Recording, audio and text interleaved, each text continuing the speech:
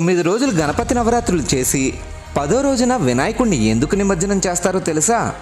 తాను చెబుతూ ఉంటే మహాభారతాన్ని రాయమని వ్యాసుడు గణపతిని ప్రార్థించాడు. గణపతి అందుకు అంగీకరించి, నేను రాయడం ఆపకూడదు కాబట్టి నువ్వు ఆగకుండా చెప్పాలి అని షరతు విధించాడు.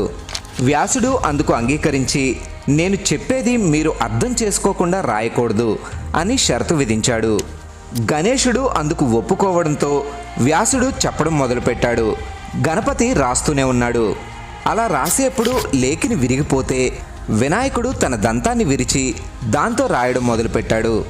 ఇంకో 10 రోజుల్లో భారతం రాయడం పూర్తవుతుంది అనగా విశ్రాంతి లేకుండా రాయడం వల్ల వినాయకుడి ఒళ్ళు విపరీతంగా వేడెక్కి ఆయన ఒంటి నుండి పొగలు రావడం మొదలైంది.